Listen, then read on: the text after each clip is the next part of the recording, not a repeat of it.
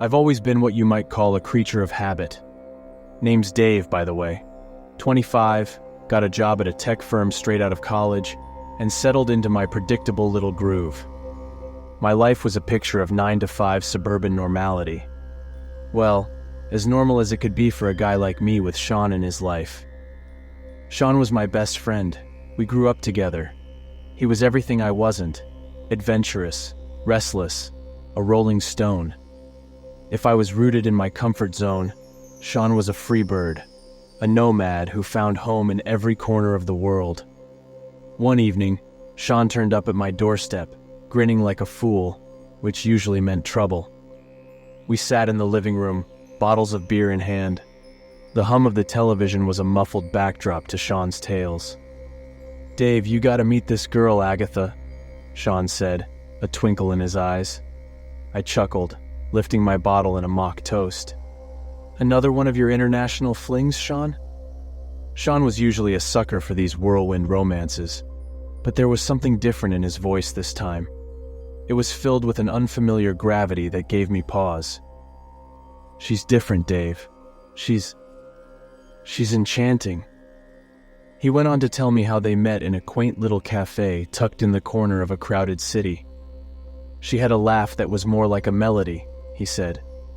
They had spent a handful of days together, the attraction between them undeniable. But Agatha had to return to Greece, her homeland. "And here comes the kicker," Sean said, flashing his usual infectious grin. "She invited me to Greece, Dave. And I got 2 tickets. You're coming with me." I was just a 25-year-old man content with his uneventful life. I didn't do spontaneous trips. I didn't do adventures. Yet as I stared into Sean's expectant eyes, I couldn't bring myself to say no.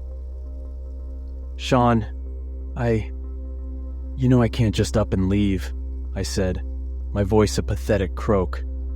He dismissed my objections with a wave of his hand. "Oh, come on, Dave. It's high time you broke out of your shell. You need this, mate. Believe me." Our discussion turned into a heated debate, and despite my many objections, Sean's contagious enthusiasm eventually won. Before I knew it, I was agreeing to embark on a trip to Greece. Sean, ecstatic, clapped me on the back, raising his beer in a victorious toast. "So it's settled then," he said, his eyes shining with uncontained joy. "We're flying out next week." A few days later, we were on a plane heading towards Greece, the land of myths and legends. The country was breathtaking, a painting come alive with its azure sea, white houses, and history etched into every stone. And in the heart of it was Agatha. Greece greeted us with a blast of warm Mediterranean air and Agatha's welcoming smile. The first meeting was a bit awkward, to say the least. She was strikingly beautiful, which was hard not to notice. We took a taxi to Agatha's family home. Nestled on the outskirts of a small town, the house was an old, charming mansion, a relic from a bygone era, surrounded by vineyards and olive trees. Agatha's family was warm and hospitable. Her mother, a gentlewoman with kind eyes, greeted us with home-baked delicacies, while her father, a tall man with a solid build, welcomed us with stories of the family history and the town's folklore. For the most part, they seemed normal, albeit a little eccentric. But that was something I'd come to expect from Sean's escapades. After a day filled with introductions and sightseeing, we settled down for the night. Agatha insisted that we stay in the guest rooms in their home, an offer that Sean was quick to accept. Before retiring, I decided to take a short walk in the cool night air, to clear my head and process the whirlwind of experiences. The moon, heavy and low in the sky, cast a soft silver light on the landscape. As I was about to turn back, I noticed movement in the bushes near the house. At first I thought they were stray dogs, but then one shadow seemed too big for a dog. My heart started to beat faster. I squinted, trying to make out the shape, but it was too dark. I took out my phone, using the flashlight to illuminate the area. The light cut through the darkness, revealing a sight that sent a chill down my spine. It was Agatha's father, hunched on all fours, tearing into what looked like a small animal with his teeth. His face, usually so welcoming, was now twisted and animalistic. His clothes were stained with blood, adding an eerie crimson hue to the scene. I froze, the sight too horrific to comprehend. Our eyes met, and he grinned, a savage, feral grin. I could see his eyes glinting in the light of my phone, cold and unhuman. The phone slipped from my trembling hand, plunging the scene back into darkness. I turned and bolted, the chilling image etched onto my retinas. I burst into the house, my breaths ragged and my heart pounding in my chest. I raced to Sean's room, but it was empty. Panic set in. I called him, trying to keep the trembling out of my voice. Sean answered, his voice soft and somewhat distracted. He was with Agatha, he said, and asked me to wait until the morning to talk. I was alone, trapped in an unfamiliar house. The sound of my own erratic heartbeat was the only company I had. I bolted my door, sitting against it as if that thin wooden barrier could keep the horror at bay. Dawn broke, a faint blush tinting the sky. I hadn't slept a wink, my eyes gritty from fatigue and fear. Sean sauntered into the room, all smiles and oblivious to the night's horror. His face was flushed, his eyes sparkling with the glow of new love. "Dave," he said, his voice bubbling with excitement. "I think I'm in love." I didn't share his joy. The grotesque image from last night still lingered, clouding my mind and overshadowing Sean's elation. I told him what I saw. I expected disbelief, ridicule even, but what I got was puzzlement. He promised to speak with Agatha, a pledge that did little to quell my unease. Near lunchtime, Agatha's mother pulled me aside. Her eyes, usually warm and welcoming, held a trace of sadness. She confided in me that her husband was ill, sometimes compelled to sneak out and consume raw meat, an odd side effect of his condition. She attributed what I had seen to him missing his medication, a lapse caused by the excitement of our arrival. Her explanation, while disconcerting, had a ring of plausibility. Empathy took hold, pushing back the horror of the previous night. I found myself wanting to believe her, to chalk up the gruesome scene to an unfortunate medical issue. After dinner, Agatha suggested a hike in the Lycian Mountains. We left almost immediately. On the way, Agatha told us about the ancient mythologies associated with these mountains. According to her, the mountains were revered as the home of the ancient Greek god Zeus, where he was born and raised. There were shrines to Apollo and other temples that adorned the mountains. Her stories breathed life into the place, filling it with a mystical aura that was both awe-inspiring and unnerving. She offered to show us hidden trails, promising vistas of unrivaled beauty. We followed, mesmerized by her tales and the promise of adventure. Agatha's voice echoed in the silence of the mountains, recounting tales of a lost city concealed within the ranges, and the ancient creatures that called it home. The lycanthropes, she said, the children of Lycaon, the werewolves of ancient lore, had strong connections with these mountains. Her stories seemed just that, stories, woven tales of fantasy and myth. As we ventured further, the landscape around us shifted. Among the rocks, I noticed scattered animal bones, their bleached surfaces glinting in the fading sunlight. A prickling sense of unease washed over me, but I shrugged it off, attributing it to an overactive imagination fueled by Agatha's tales. At sundown, we entered an ancient cave, a gaping mouth in the mountainside. The interior held an eerie fascination. Strange symbols were etched onto the walls, their meaning obscured by the passage of time. Claw marks marred the floor, suggesting the cave wasn't as abandoned as it appeared. Something was wrong. I could feel it, a nagging sensation that something was lurking just out of sight. I tried to communicate my fears to Sean, but he brushed them aside, his eyes focused on Agatha. As I was arguing with him, the cave was suddenly engulfed by a gust of wind, followed by an unearthly glow, bathing the interior in a moon-like light. Everything around us changed. The once familiar cave transformed into a cathedral of shadows and unearthly light. Agatha, who was standing near us, began to laugh, a chilling sound that echoed off the cave walls. She looked at us, her eyes wild, and let out a bestial roar, running into the depths of the cave. The sudden transformation left Sean and me stunned. Sean called out for Agatha, his voice swallowed by the cave's depths, met only by echoes of her laughter and growls. I felt a chill of terror. We needed to get out. I pleaded with Sean, but he was deaf to my pleas. He declared his intention to go after Agatha and urged me to leave if I wanted. Ignoring my protests, he picked up a flashlight and disappeared into the darkness. As I watched him go, a sense of desolation settled over me. I turned to leave, my heart heavy with frustration and fear. But as I reached the mouth of the cave, a monstrous form emerged from the shadows. A creature stood before me, an embodiment of nightmares, tall and menacing, covered in thick fur.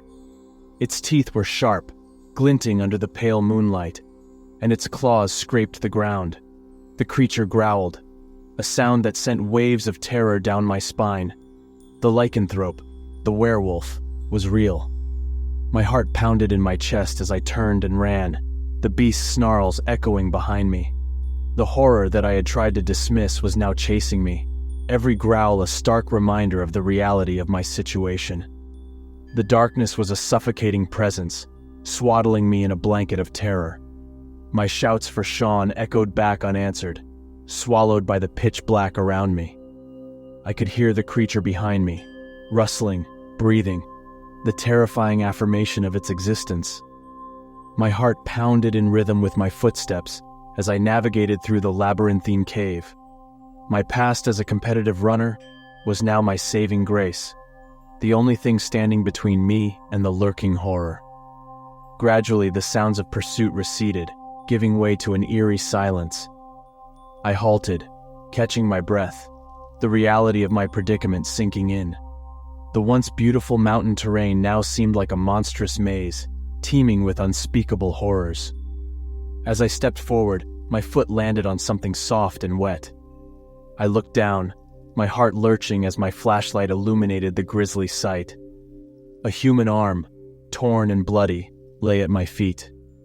I covered my mouth, suppressing a scream, my stomach churning. The realization dawned on me. This was Sean's arm. He was in trouble. Fueled by dread and desperation, I quickened my pace, my eyes scanning the darkness for any sign of my friend. All I found was his discarded backpack and his flashlight casting an eerie glow onto the cave floor. Suddenly, I heard a noise behind me. I whirled around, my own flashlight illuminating the monstrous form of a werewolf. But this was no ordinary beast. Shreds of a dress hung from its body, a grotesque parody of a garment. It was Agatha's dress. A chill ran down my spine. Agatha, the woman Sean had fallen for, was the beast that hunted us. I caught sight of more pairs of glowing eyes in the darkness, their deadly intent focused on me. I was surrounded, the realization hitting me with the force of a punch. Thinking quickly, I hurled Sean's backpack towards Agatha, the distraction buying me precious seconds. I turned to run, but not before I felt a searing pain in my back. Heat spread across my skin, followed by the sharp agony of a wound. The werewolf had struck, its claws raking across my back.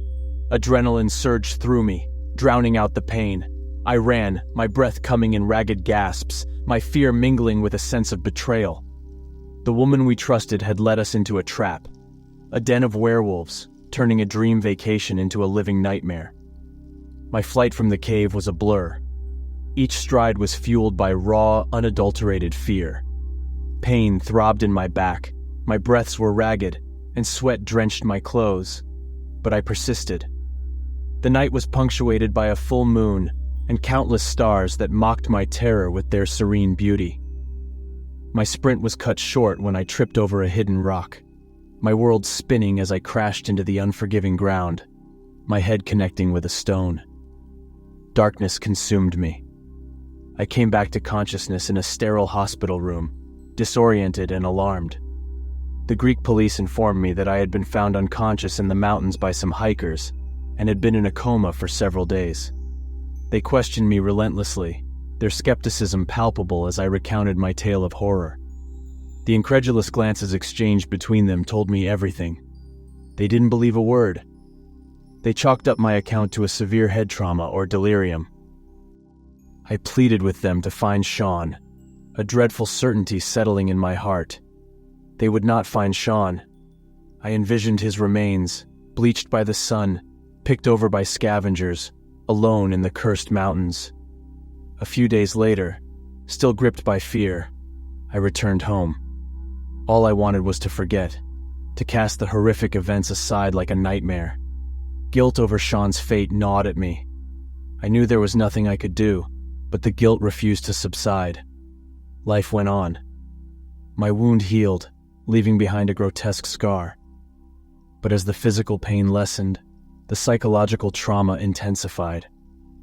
I found myself eating more meat, uncooked, blood-drenched meat. Nighttime was a particularly dreadful period as bouts of rage and frustration would seize me. I'd wake up to a mess of broken objects, my heart pounding and sweat coating my skin. One day, I woke up in an unfamiliar surrounding, the harsh metal bars and the cold concrete floor of a police station cell. Confusion filled me as I tried to recall the events leading up to this. The officers informed me that they had found me running naked on all fours in the middle of the night, attacking people. A dread-filled realization struck me. Agatha's father, the lycanthrope, my inexplicable behavior, they all pointed towards one horrifying possibility. Could it be that I too was turning into a beast? I'm Jonathan McBride, private detective by trade. There are few puzzles in this world that can't be cracked by good, old-fashioned detective work. Or so I believed until I met Jack. And then Michael. Jack was a towering figure, radiating wealth and power. We met in his opulent office. Mahogany furniture gleamed in the low light, and the air was filled with the scent of old money. He had a problem. His son, Michael, was missing. The boy had gone gallivanting off to Eastern Europe on a trip, only to disappear somewhere along the line. "I'll find him," I assured Jack, my tone laden with confidence. I've had my fair share of missing person cases, each one a puzzle that piece by piece I managed to solve. The next day I boarded a plane heading east, leaving the concrete jungle behind. The journey was long and tiring, but the case intrigued me. I landed on foreign soil and started following Michael's trail, wading through the sea of unfamiliar faces, strange customs, and languages that were Greek to me. It took me weeks, but every thread I tugged on, every clue I pieced together led me to one place, a remote village lost amidst the gloomy forests of Eastern Europe. The village seemed like a watercolor painting, quaint houses scattered haphazardly, their stone and timber facade bearing the weight of centuries. The forests encroached ominously from all sides, a wall of twisted greenery, its shadows holding an unnerving stillness. The people were odd. Their eyes told tales of hardships and fear. When they spoke, it was in hushed whispers, their words like a coded language I couldn't understand. I introduced myself as the American looking for a lost lad, but their faces turned stony, their gazes averted. It was as if the very mention of an outsider sent shivers down their spines. At the village's only tavern, I met Bartok, a wrinkled old man with a fondness for vodka and stories. I bought him around, hoping to loosen his tongue about Michael. Bartok studied me for a while before his gnarled hands clasped the vodka glass. His voice, hoarse yet rhythmic, started weaving tales of the village and its strange customs. The villagers, he explained, had a deep-rooted fear of the forests. "Something lives there, Jonathan," he warned, his eyes carrying a hint of genuine fear. "Something not of this world." I left the tavern with Bartok's warning echoing in my mind. My detective instincts bristled. I'd seen too much to simply dismiss old wives' tales, but what I had seen were men, not monsters. Could the fear in the villagers' eyes be connected to Michael's disappearance? As night fell, I rented a room in the village's only inn. The next morning, I sought an audience with Gustav, the elder of the village. His face was a roadmap of lines and wrinkles, a testament to his age and wisdom. His eyes, though rheumy with age, held a certain intensity that was hard to ignore. "We warned them, Jonathan," he said, his voice resonating with age-old regret. "The boys, the one you're looking for included, passed through our village a few months ago. They were warned about the forest, but they did not heed our advice." The seriousness in Gustav's voice sent a shiver down my spine. His words echoed the tales that Bartok had spun the night before. I thought about what he said, but I decided to go into the woods. I had to find Michael, since the fee to find him was very impressive.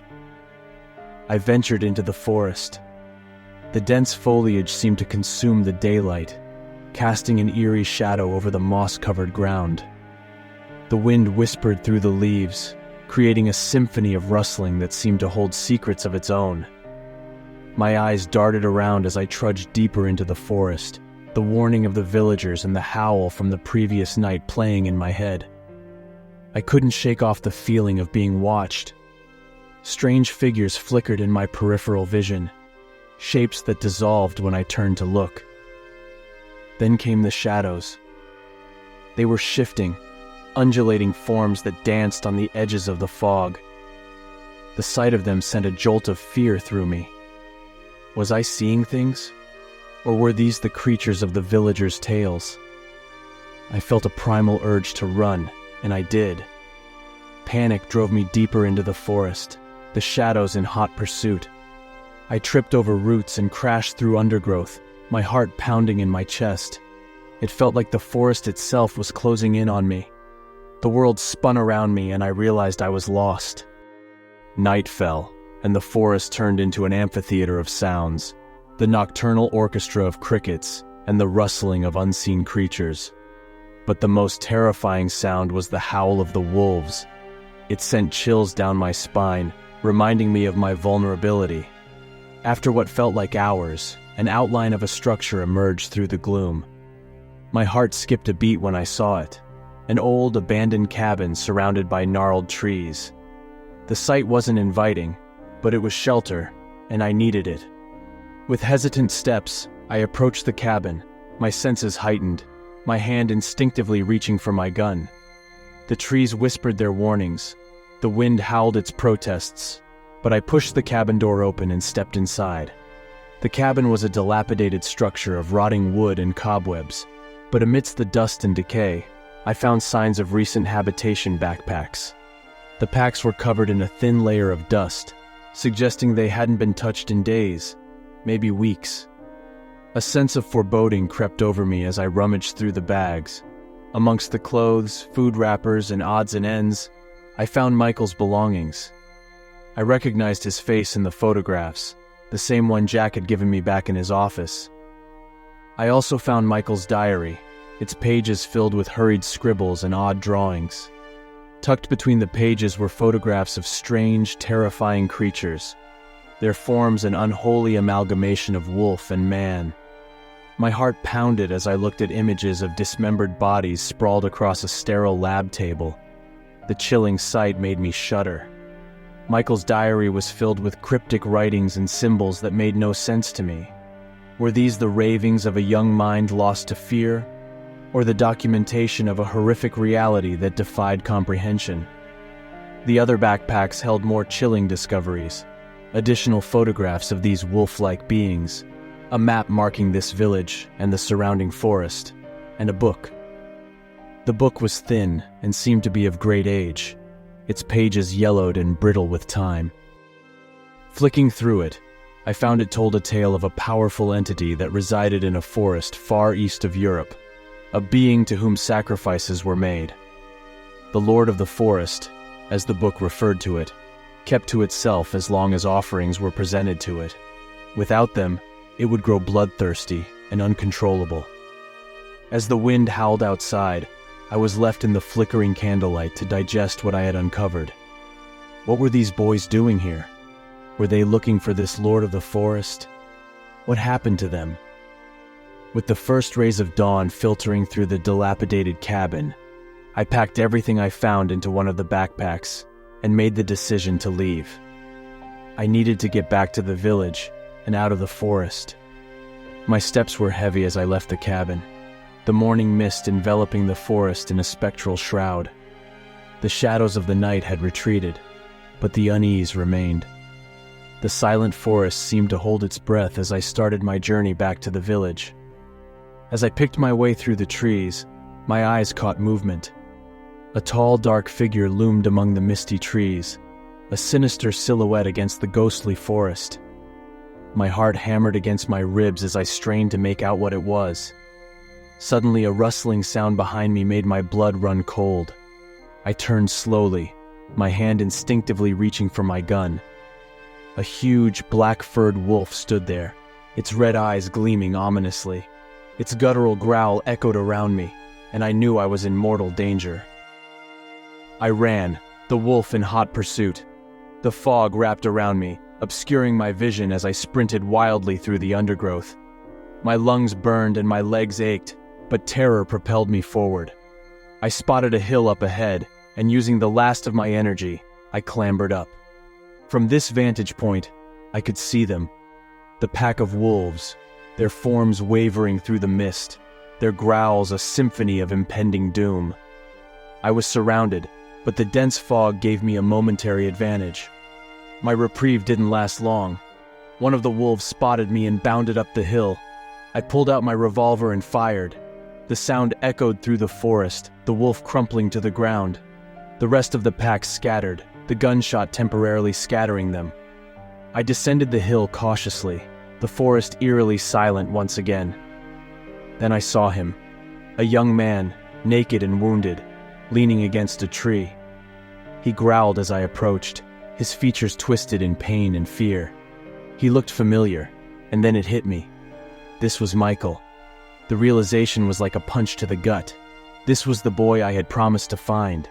His face was contorted in pain, a deep wound marring his stomach. His eyes met mine, and then he lost consciousness. I had to get him out of here. As I moved to lift him, the rustling sound returned. The wolves were back, their red eyes visible through the fog. I had no choice but to leave Michael and run. With the sounds of the wolves fading behind me, I stumbled upon the familiar path leading to the village. The sight of the houses brought a surge of relief. I had made it out alive, but without Michael. Upon reaching the village, I hurriedly gathered my belongings. I booked the first flight out of the country, leaving the strange village and its haunted forest behind. Back home, the bustling city felt like another world. The ominous forests and strange wolf creatures seemed like a distant, terrifying dream. But the photographs, the diary, and the haunting image of the wounded Michael were stark reminders of the reality I had escaped. I arranged a meeting with Jack at his office. As I laid out the evidence, I noticed him paling, his eyes lingering on Michael's diary and the photographs. I could see the fatherly concern etching deep lines on his face. I could see Jack struggling with the information. I could see them in his eyes. "I'm sorry," I continued, my voice barely above a whisper. "I advise against going to the forest yourself, Jack. It's not safe." Jack was silent for a long moment. Then, without saying a word, he got up and went to the door and opened them, thus directing me to leave his office. I left and tried to forget about the case.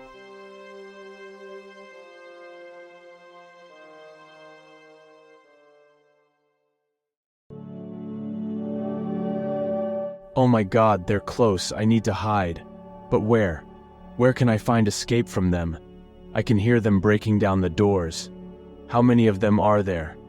I don't know. Lord save me, I'm scared. Oh no, they broke down the iron shutters. They're already inside. I can hear them coming up, coming toward me. I hear their heavy footsteps and their breathing. What do I do? How do I escape? How did this happen? How could I be in this situation? I know it's my own fault for being in this situation. I shouldn't have come here. I shouldn't have opened that damn envelope. It all started about a month ago. Picture a small, cluttered apartment in the heart of London. Shelves lined with unopened bills, tax documents, coffee-stained papers that had never found their way into a recycling bin. A laptop, overworked and overheating, groaned on the wobbly IKEA table that barely managed to fit into the congested space.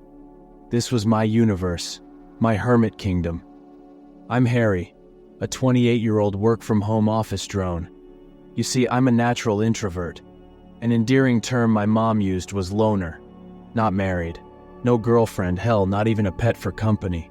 The kind of guy whose coworkers vaguely recognize in Zoom meetings, but can't quite place in a physical office setting because I've hardly ever been there. My life wasn't exactly a thriller, far from it. It was dominated by a vicious cycle of sleep, work, eat, and repeat. An existence that was undeniably mundane, and yet comfortably predictable.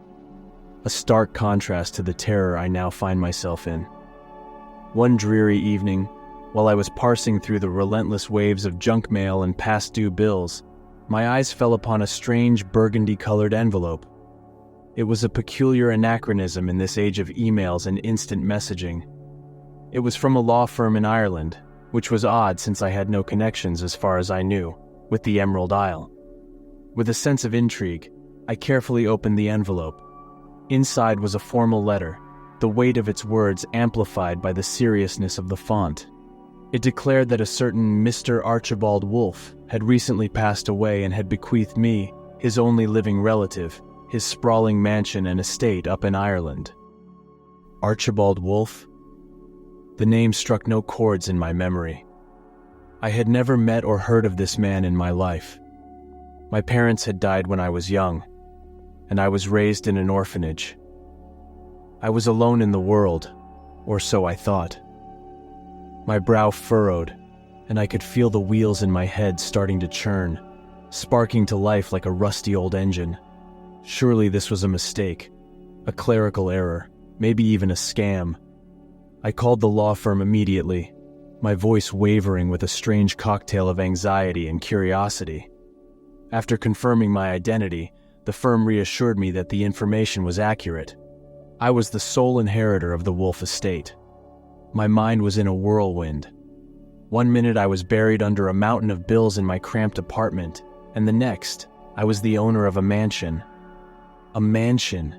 It seemed absurd, dreamlike, and yet there it was in black and white. The prospect was tempting, the allure of an escape from my monotonous life, the idea of a fresh start. I couldn't deny the attraction. I remember looking around my apartment, the bare walls staring back at me with a cold indifference. My gaze fell on the stack of overdue bills, the constant reminder of my financial struggle. I felt a sudden wave of defiance. Maybe this was my chance, my opportunity to turn a new page, to redefine my narrative. With a determined sigh, I made my decision. In hindsight, the gravest mistake of my life. I packed my essentials, submitted my indefinite leave application, and booked a one-way ticket to Ireland. Mixed emotions filled me as I studied the pictures attached to the letter. The mansion that now supposedly belonged to me was a stately, antiquated behemoth. Ivy crept up its gray stone walls, adorning the large Gothic windows. The images captured an eerie beauty of the place, a sense of isolated grandeur that appealed to me. It was a world away from my shoebox apartment in London, a tantalizing vision of an alternate life that was now within my grasp. It was an opportunity, I thought, to finally turn the tables on my mounting debts and relentless financial struggles. I couldn't help but feel a pang of sadness. As I learned from the letter, the man who had left me this inheritance was my uncle, a brother to my mother, who had departed from this world long before I was old enough to know her. I found myself mourning a man I never knew, and a family connection I had long been ignorant of. My uncle was apparently a collector, a connoisseur of rare things, filling his mansion with a treasure trove of artifacts and curiosities. The thought of inheriting not just a house, but a collection of potentially valuable items had my heart racing. The thrill of this unexpected fortune was in stark contrast to the dull rhythm of my life. An inheritance could be my lifeline, my escape from the relentless clutch of financial difficulties. I couldn't help but smile, a genuine smile, one that hadn't graced my face in a long while. Jackpot, I thought to myself, my heart heavy with a sudden surge of hope.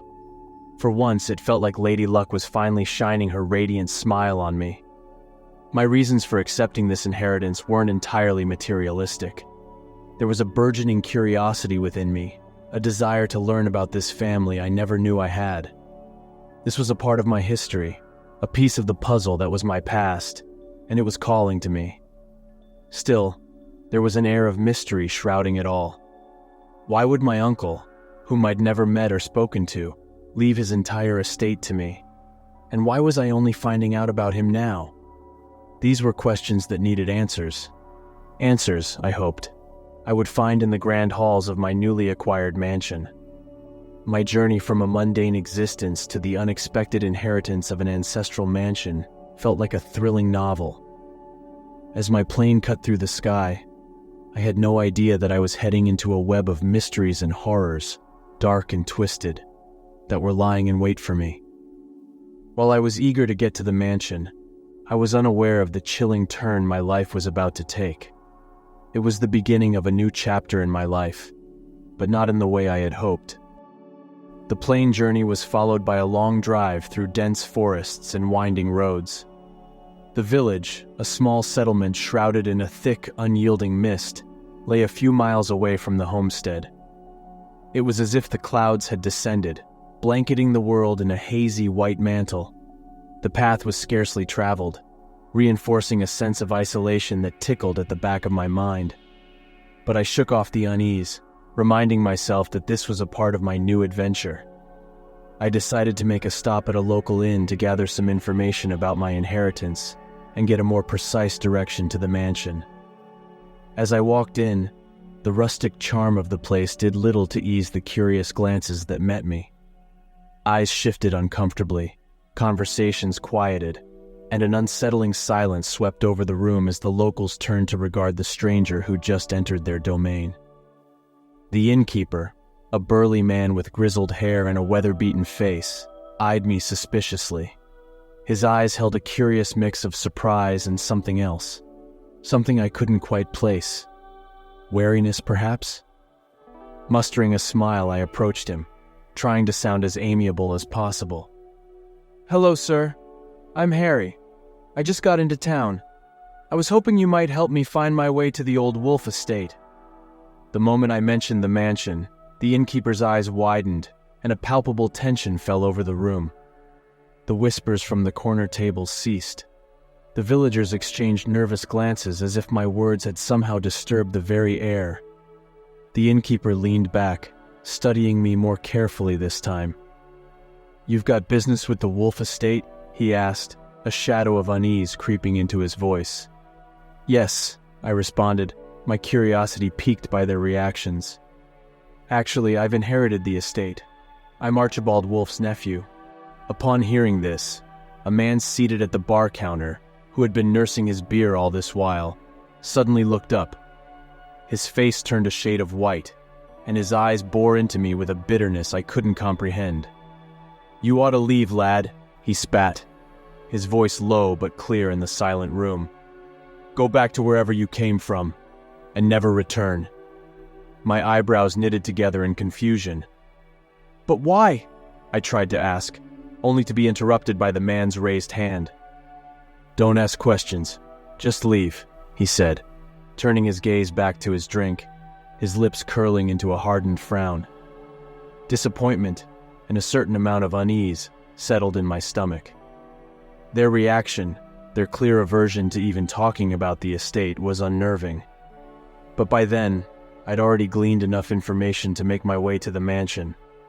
Leaving the inn, I could feel their eyes on me, a heavy and foreboding presence that lingered long after I'd gotten back into my car. A knot of worry twisted in my gut, but I shook off the feeling. This was my inheritance, my chance at a new life, and I wasn't going to let the superstitious fears of the villagers stop me. So, I started my car, leaving the mistrustful stares of the villagers behind driving off into the unknown. The winding path leading to the mansion twisted and turned through a dense, gnarled forest, where overgrown trees leaned ominously over the trail. The wind whistled through the branches, a haunting symphony that added to the mounting sense of anxiety. The secluded mansion slowly revealed itself, a monolithic structure shrouded in a gossamer veil of mist that added a spectral quality to its already foreboding facade. Gothic towers rose into the gloomy sky. Carved gables peered down at me, their stone faces weathered by time. It was as if the mansion itself was observing my arrival, watching me with a quiet, eerie intent. I swallowed hard, tamping down the unease that knotted in my gut. With a deep breath, I pushed the heavy wooden door open, and the mansion welcomed me with a silence so profound it seemed to swallow the rustling echo of my footsteps. The air smelled musty, ancient, and untouched, like the pages of a long-forgotten book. Determined, I began my exploration. The rooms were frozen in time, a tribute to a bygone era. Antique furniture occupied the spaces, bearing the intricate craftsmanship of the centuries. Priceless curios and trinkets filled the shelves, a testament to my uncle's peculiar tastes. As I walked deeper into the mansion, I discovered that some of the doors were locked. This, of course, ignited my curiosity. My eyes scanned the surroundings, eventually landing on a dusty old key lying on an oak desk. I picked it up, feeling the weight of its cold metal against my palm. A strange thrill of anticipation ran through me as I approached the nearest locked door. I slid the key into the keyhole. It fit perfectly. As I slowly turned it, an ominous creak echoed through the eerie silence, the sound like a whispered warning. Ignoring the chill running down my spine, I pushed the door open. It reluctantly gave way, revealing a dark corridor bathed in shadows. As I ventured into the hallway, the dim light from the open door behind me revealed the outlines of ancient portraits hanging on the walls. The portraits depicted men and women in outdated attire, their stern faces seemingly locked in a perpetual state of judgment. Their eyes were painted to appear motionless, yet I couldn't shake off the feeling that their gazes were tracking my every move. One portrait in particular caught my attention. It was a painting of a young girl whose eyes mirrored my own. Beside her were painted several other people, their faces blurred with time. My heart raced as I realized the girl in the painting was my mother. My secretive, yet loving mother. It was a face I hadn't seen in years, yet it was unmistakably hers. She'd always been vague about her past, only mentioning that she was from Ireland. But seeing her immortalized on the mansion's wall, it became clear that her lineage was older and far more complex than she had ever admitted. I was not only upset but also intrigued. Why would she hide such an important part of our history? I ventured further down the hallway, each step stirring the dust that lay in a thick layer on the hardwood floors. One particular door seemed to call to me, its wood aged and its handle cold to touch. With an uncertain hand, I pushed it open, revealing a forgotten room with dust-covered furniture and scattered papers. Flipping through the pages, I found records of our family tree, and the fact that our ancestors were somehow connected to the ancient kingdom of Osreg. My uncle must have done some research, I decided. I also came across records of some kind of curse associated with the ancient kingdom and its inhabitants. The diary spoke of the irrevocability of retribution for unholy deeds. One passage caught my attention. It read, "It is said that when Saint Patricius, Saint Patrick, preached Christianity in that land, there was one clan that opposed him more stubbornly than any other. These people sought in every way to offend both God and the saint, and when he preached the faith to them, as he did to others, and came to speak to them where they held their meetings, they decided to howl at him like wolves." Further into the diary, there were strange, unsettling sketches of animals with fur and grotesque heads. As I flipped through the pages, an animal howl echoed from outside the window. The sound was so unexpected and so close that I nearly dropped the diary. Goosebumps crawled over my skin, a cold shiver running down my spine. I was frightened, and despite my curiosity, I had to admit that I was overwhelmed. Deciding I'd had enough for one night, I decided to call it a day.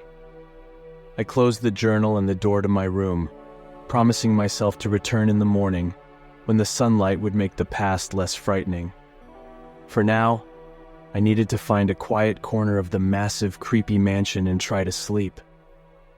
As darkness took hold, a thunderstorm ensued. The wind howled like a wounded beast, its eerie song mingling with the booming thunder and the relentless drumming of rain against the mansion's cold stone walls. Inside, I lay shivering in the living room, the blanket pulled tight around me, the chill seeping into my bones, and the silence feeling heavier with each passing moment. The wind outside, the cryptic messages in my uncle's diary, the cold, stern faces looking down from the paintings, the villagers' apprehension, and the looming manor, everything left an unsettling imprint on my heart. Sleep eluded me as thoughts twisted and turned like specters in my mind. A seed of doubt had begun to take root, its tendrils snaking around my thoughts. What if the inheritance wasn't as benign as it seemed? What if my uncle had left me this house with some ulterior motive in mind? But what could that be? A sudden crash in the distance made me start, breaking the rhythmic cadence of the storm outside. Fear prickled at the base of my neck. It was coming from one of the far rooms. I hesitated, torn between fear and curiosity. But the idea of cowering in the living room didn't sit well with me. I grabbed a flashlight, its beam dancing eerily on the mansion's old stone walls as I walked towards the source of the noise. With caution, I pushed open the door to find a shattered window, the frames clapping wildly against the wall under the force of the wind. Glass shards glittered ominously on the floor. Taking a deep breath, I stepped inside and maneuvered my way towards the window. With a bit of struggle and a heavy book to hold it in place, I managed to shut it, blocking out the tempestuous wind. Just as I was beginning to relax, another noise pierced the storm's symphony. The sound of shuffling footsteps echoed from the floor above. A chill coursed down my spine, my blood turning to ice in my veins. I was alone in this massive mansion, trapped between the raging storm outside and the echoing footsteps from within. Could it be burglars? Or perhaps a wild animal seeking refuge from the storm? Or something more ominous? Fear twisted in my stomach, but I clung to the flashlight, my only source of light and comfort. Steeling myself, I decided to check out the living room and lock all the doors leading to the upper floors.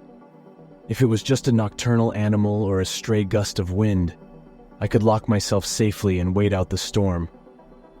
My fingers were numb around the handle of the flashlight as I began to move down the hallway, each step resonating in the eerie silence of the mansion. Suddenly, I heard a screech that sounded like the screaming of 1,000 damned souls, echoing throughout the mansion. It was a door, its hinges groaning as it swung open. My heart pounded in my chest, matching the rhythm of the thunder outside. Slowly, with a sense of impending doom, I turned around. Out from the darkness of the room, a monstrous figure emerged. Its body was shrouded in thick, matted fur, and its eyes glowed with an inhuman light. Terror seized me, and a primal instinct to survive took over. I bolted, adrenaline fueling my steps. I sprinted into the living room, but to my horror, another shaggy creature lurked there. It snarled, its eyes glowing ominously as it noticed my presence. I froze, trapped between the two monstrous figures. The only thing I could think of was to grab the closest thing to me, a heavy glass vase, and hurl it at the beast in the living room. It roared in anger and flinched, momentarily distracted. Seizing the opportunity, I dashed for the staircase, the gnarled creatures hot on my heels. The old wooden stairs creaked and groaned under my weight, each step a terrifying beat in the symphony of my flight. I could hear their heavy breaths, almost feel their presence closing in on me. My heart pounded in my ears as I stumbled into one of the rooms, slamming the door shut behind me. Leaning against it, I strained to listen. The only sound was the thundering of my heart and the storm outside. I had escaped, but only by a hair's breadth. Rapidly, I barricaded the entrance. I used everything I could find: chairs, a heavy table from the adjacent room, anything that could possibly hold the creatures at bay. As I secured the last piece of furniture against the doors, I slid down to the floor, exhaustion seeping into my bones. A feeling of helplessness descended upon me, a shroud as heavy as the darkness around me. The light from the flashlight trembled in my hand, illuminating the unknown corners of the room. My heart pounded with a fear I had never known before, each beat screaming a silent prayer that the beasts wouldn't find me. And then I heard it. The unmistakable sound of doors being shattered, the creatures' guttural growls echoing through the mansion. They were coming. I held my breath, my heart pounding louder than the storm outside. The monsters prowled through the rooms, their footsteps an ominous tattoo on the wooden floor. I heard one approach the door, its grunts growing louder. The door rattled under its monstrous strength. One knock, then another. My heart mirrored the dreadful rhythm, pulsing in sync with every hit. With each impact, the door seemed to bow under the weight of the creature. Any moment now and it would give way, leaving me at the mercy of the monstrous creature. And then, cutting through the dread, a high-pitched whistle pierced the air. It was deafening, filling every crevice of the mansion with its shrill sound. The pain was so intense that I clamped my hands over my ears, the flashlight dropping onto the floor. But the whistle continued to blare, drowning out every other sound. The deafening whistle continued to reverberate in the air, filling the room with its terrifying pitch. My head pounded in agony as I sank to the floor, the pain making the room spin around me. But then, I noticed the silence. The battering against the iron door had ceased. The growls, the howls, everything had quieted down. With a sense of disbelief, I moved towards the door, placing my ear against the cold iron. I strained to hear anything that could signal the presence of the beasts, but all I could hear was the shrill echo of the whistle. I felt a slight surge of hope. I slowly made my way towards the room's single window. The storm outside was lessening now, the thunder a distant rumble. And then I saw him, a solitary figure standing amidst the trees. He was holding a whistle to his lips, its metallic gleam catching the occasional flashes of the storm. I watched in awe as he blew into it again. The pain was immediate, sharp and blinding. I clutched my ears, wincing at the intensity of the sound. But as I opened my eyes, I saw something even more unbelievable. The monsters were coming out of the mansion. They looked like wolves, their shaggy fur dripping wet from the rain. One by one they sprinted into the woods, their lupine figures disappearing among the trees. The man stood firm, the whistle still in his hand, watching the beasts retreat. They did not attack him, did not even come close to him, as though he commanded an unseen authority over them. And then he looked up, his gaze piercing through the stormy night, and directly into the room where I was hiding. I froze, fear momentarily locking me in place. The man stood there for a moment longer before he turned around, disappearing into the woods just as the first rays of the morning sun began to illuminate the horizon. Exhausted, scared, and most importantly, alive, I gathered my belongings and fled the mansion. I didn't give a second glance at the looming manor, the inheritance, or the village. My rented car seemed like a safe haven, a refuge from the horrors of the night. I revved up the engine, the homestead disappearing in my rearview mirror. I had one thing in my mind: home. The inheritance, the village, the mansion. They had all faded away, becoming mere specters of a nightmare I wished to forget. I was heading home, away from the eerie whistle, away from the monstrous beasts, away from the haunting memory of a man in the woods. I wanted to forget everything like a bad dream. Hi, my name is Ted, a 25-year-old greenhorn cameraman, trained to capture the pulse of life on film but ill-prepared for the wild heart of a remote jungle.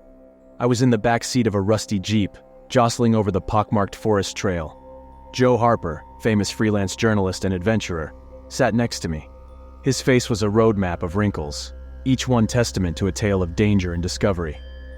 Ready to make history, kid? Joe's voice was a gravelly melody, shaped by years of smoke and whiskey. His keen eyes sparkled with an insatiable curiosity. Yeah, sure, I muttered, gripping the camera tighter. Its cold metallic touch grounded me. We were heading towards a wild tribe in an Asian country. The tribe was autonomous, protected under the wing of a government that forbade any outsiders from infiltrating their territory. Rumors of the tribe's cruel demeanor had turned the area into a forbidden land, shrouded in fear and mystery. But fear and mystery were Joe's lifeblood. They were what drew him to the edges of the earth, always chasing the untamed, the unexplored. So when he heard about this tribe, the governmental restrictions were more an invitation than a deterrent. Remember, Ted, this is about capturing the truth, not just a story. Joe's voice broke through my reverie. Don't let your preconceived notions cloud your lens. These people may be different, but they're not savages. We reached a rundown village at the edge of the forest. It was where we'd meet our guide, Myrtle. Her reputation preceded her. An enigma who straddled two worlds, the modern and the tribal. She was the only link to the world we sought to document. The village was a muddle of thatched huts and dirt paths. Its people watched us with a blend of suspicion and curiosity. Their eyes held stories, hints of the uncanny secret we were about to unearth. We found Myrtle outside her modest hut. Her features were hardened by the elements, her eyes held a haunting intensity. She looked at our camera equipment with a wary gaze. The forest watches and listens. Disrespect it and you'll never return, she warned. I've heard scarier bedtime stories, Joe quipped, the corner of his mouth curling into a smirk. We set off the following morning, armed with cameras and cloaked in trepidation. The forest swallowed us whole, its verdant thicket a labyrinth of unknowns. Myrtle moved with the grace of a panther, slipping through the dense foliage. She whispered tales of the tribe, each story darker than the last. She told tales woven from the threads of folklore and reality, stories that stretched back thousands of years. The tribe once roamed far and wide, Myrtle began, her voice hushed against the wind's soft rustle.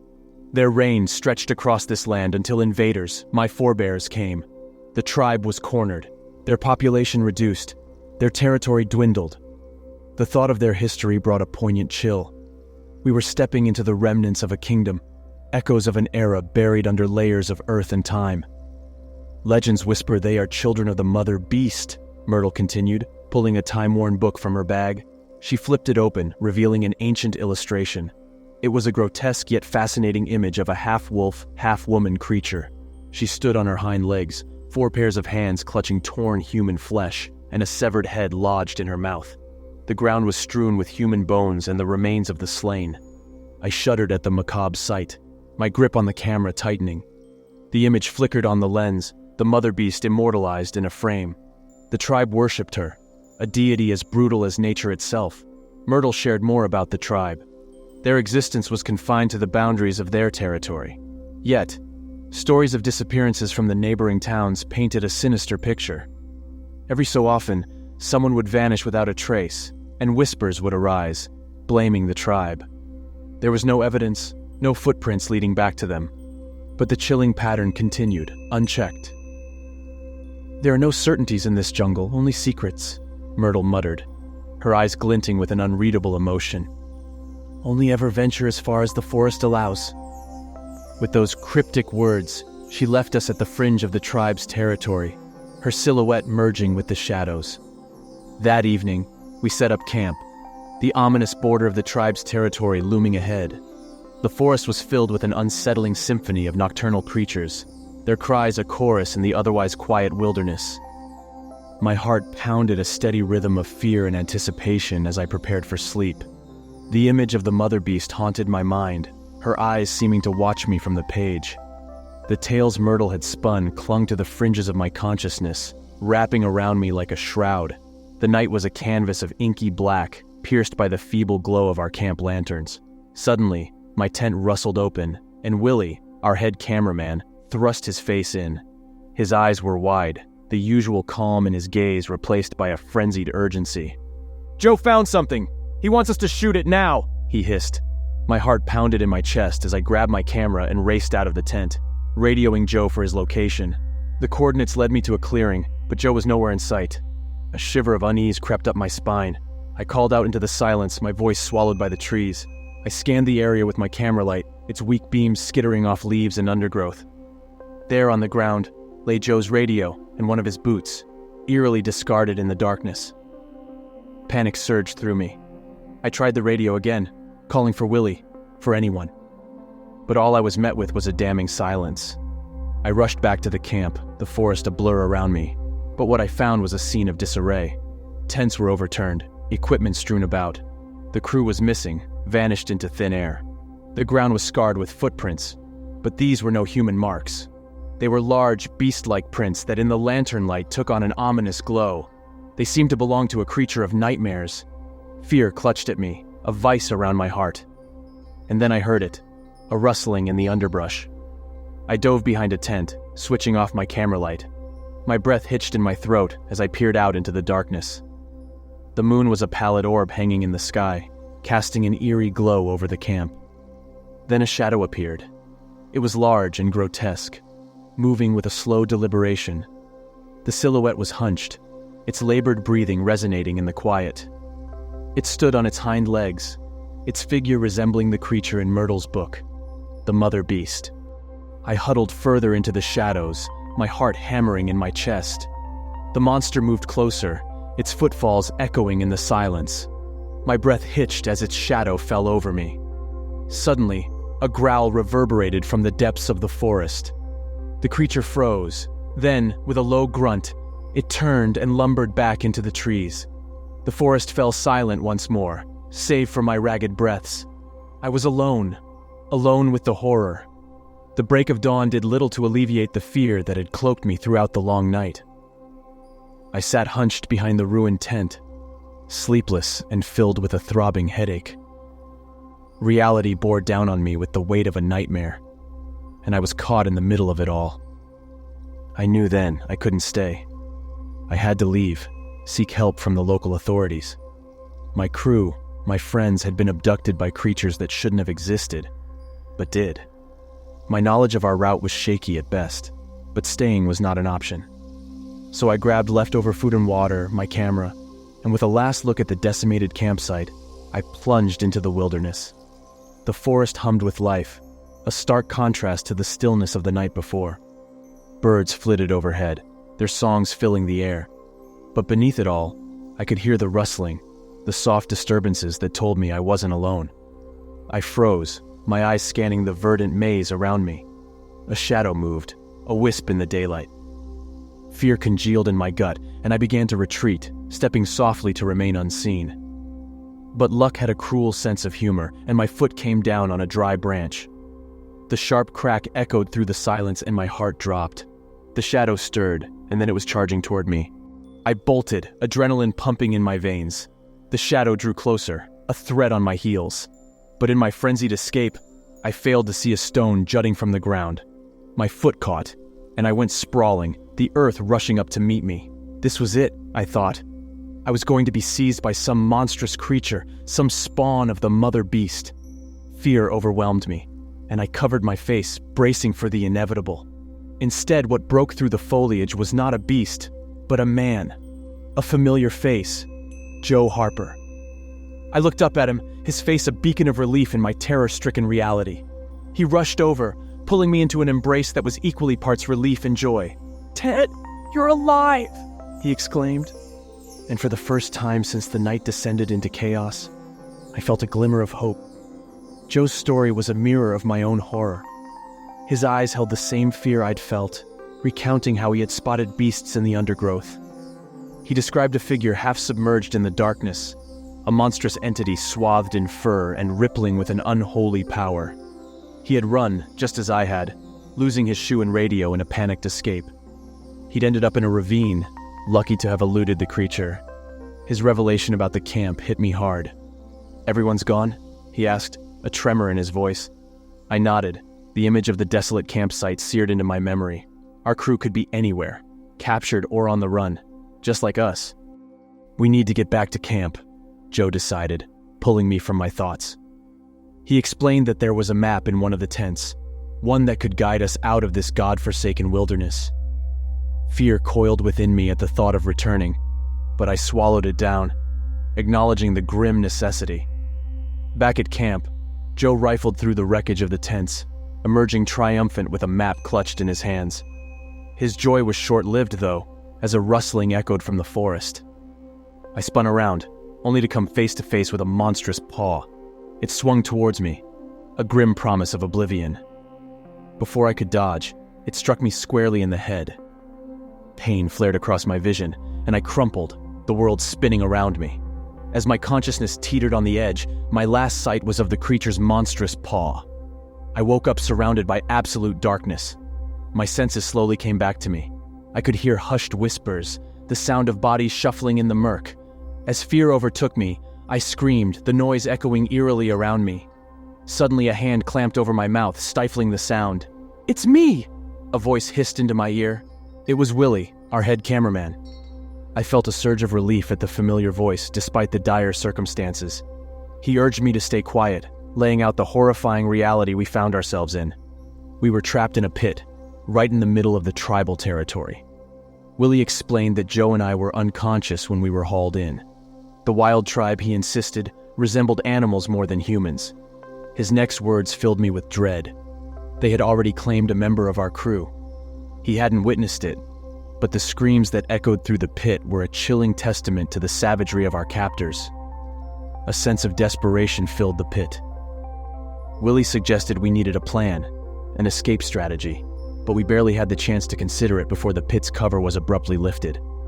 A shaft of blinding light cut through the darkness, forcing us to shield our eyes.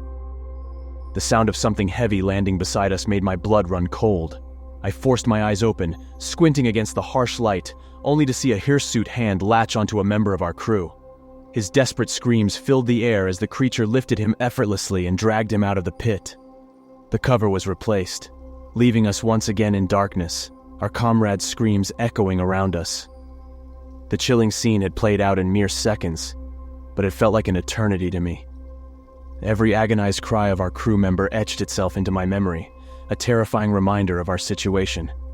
Then the cries ceased, replaced by a hollow silence that consumed us all. The realization hit me hard. Another life had been taken by the wild tribe, and we were next. How much time had passed? Hours? Days? In this pit, where darkness was our only companion, time had lost its meaning. Hunger gnawed at me relentlessly. Thirst left my throat dry and parched. The depths of my fear and exhaustion were rivaled only by my mounting anger. My rage was directed towards Joe. The smug, adventurous journalist who had talked us into this life-threatening situation was now silent, possibly wallowing in his own regret. I was furious at myself too. Why had I agreed to this mad venture? Why had I allowed Joe to convince me to return to that forsaken camp? There were only 4 desperate souls in the muddy pit: Willie, Joe, the girl in charge of the machinery, and me. The girl, whose name I no longer remembered, had been sobbing uncontrollably for hours. Her cries were the only sound that filled our damp prison. Then, out of nowhere, Willie lunged at Joe. The sound of fists hitting flesh and muffled grunts filled the pit. Willie believed, as I did, that Joe was responsible for our predicament. Yet, Joe didn't fight back. He only lay there, taking the blows silently. Eventually, Willie's energy waned, and he let go of Joe, succumbing to a wave of despair. He began to cry, his sobs mixing with those of the girl. We were all on the verge of breaking, and then the lid to our prison was lifted again. The sudden flood of light seared my eyes, but what stung more was the resurgence of fear. We were left wondering who among us would be next. Whose life would the monsters claim? The answer arrived swiftly and brutally. This time, they were here for all of us. Multiple creatures descended into the pit, their gnarled hands reaching out to seize us. Their terrifying decision was clear. We were all to be taken from the pit. As my eyes slowly adapted to the harsh light, I saw them, a sea of intimidating figures, each larger and more imposing than the last. My hands were tied to a rope, which was held by an enormous furred figure. Upon closer look, I realized it was a woman dressed in the skin of a wolf. Her fierce eyes glared out from under the wolf's head that adorned her skull, and her hands, rough and strong, clutched a crude homemade club. With a guttural roar, she waved the club, leading us forward like lambs to a slaughter. Many of the wild tribe's men wore similar wolf skins, their muscular frames nearly reaching the 2-meter mark. Yet, it was the women who were truly terrifying, each larger and more formidable than their male counterparts. I couldn't help but shudder at their daunting presence. We were herded towards a stone staircase leading to a gloomy cave. At the foot of the stairs, 2 imposing wooden pillars stood sentry. Intricate carvings of various animals adorned their rugged surface. The first victim they chose was the girl. She sobbed quietly, not resisting as they bound her hands to the pillars. What happened next would forever be etched into my mind. An unending nightmare. The wolf-skinned woman delivered several brutal blows to the girl's head before lighting her lifeless body on fire. The horrific sight brought me to my knees, and I began praying to every god I could think of, pleading for salvation. That's when I spotted him. Among the crowd of eager spectators, a familiar face stood out. Myrtle, our guide. Her eyes mirrored the tribe's, filled with a perverse fascination and anticipation. The corners of her mouth twitched, forming a sickening smile as she reveled in the gruesome spectacle before him. A dreadful realization washed over me. We had been betrayed. Myrtle had led us right into the lion's den, knowing all too well what awaited us. A sudden guttural growl echoed from the cave's dark recesses, stopping everyone in their tracks. The imposing woman, draped in the beast's skin, froze, her cruel eyes scanning the crowd. She barked an order in an unknown language, and the remaining prisoners, including me, were yanked away. As I was being hauled off, something enormous emerged from the cave. Much larger than any bear I'd ever seen. Its massive paws and terrifying visage sent chills down my spine. This was no ordinary creature. It was a genuine monster. In the chaos that ensued, the chief cameraman, by some miracle, managed to free himself. With deft movements, he snatched a knife from a captor's belt, driving it deep into the Aborigine's back. Then, in a blur of adrenaline-fueled determination, he lunged at another captor. Joe, not far behind, joined the fray, assisting in subduing the second Aborigine. Once free, they turned their attention to me. Their hands were quick and efficient, severing the ropes binding me, and then we ran. We ran for our lives, our feet pounding the forest floor, the chilling echo of the monstrous roar spurring us on. My lungs screamed for air, my muscles screamed for rest, and my mind screamed for it all to be over. But we didn't stop. I was running on fumes, lost in a fugue state of adrenaline and terror. With every passing moment, the reality of my situation felt more and more like a distant dream. At some point, I noticed the absence of the heavy footfalls of my companions. The chief cameraman and Joe had fallen behind, and I was alone again. The realization hit me like a punch to the gut. Fear overwhelmed me, and I fell, curling into myself in a futile attempt to stave off the terror. Sobs racked my body as I laid there on the forest floor. The world blurred around me, and I surrendered to my exhaustion, surrendering to a sleep that promised oblivion from my nightmare. When I awoke from my exhausted stupor, I found myself in the sterile white walls of a hospital room. I was told that I had been stumbled upon by a military patrol tasked with monitoring activity in the wilderness area. I was in a miserable state at the time, so weak that I couldn't even feed myself, and my mind was a blank slate, wiped clean by the traumatic ordeal I had endured. I was actually on the brink of death, my frail body struggling to live. In time, however, and thanks to the diligent care of the hospital staff, I gradually regained consciousness. My memory was hazy, as if through a thick fog, but fragments of my ordeal flashed through my mind, sending jolts of fear down my spine. The doctors were doing their best to help me recover, to patch up my body and mind. As for the rest of the crew, they were never found. Joe Harper and the chief operator disappeared without a trace, swallowed up by the dense jungle, their fate unknown. It was a hard blow, the guilt of being left alone gnawing at my conscience. I was threatened with imprisonment on the charge of violating the law of that Asian country and trespassing on the closed territory of a wild tribe. However, Due to the exceptional circumstances of the case and international pressure, I was acquitted. I returned to my country as a shadow of my former self. The traumatic experience had changed me. After my experience, I never left my country again.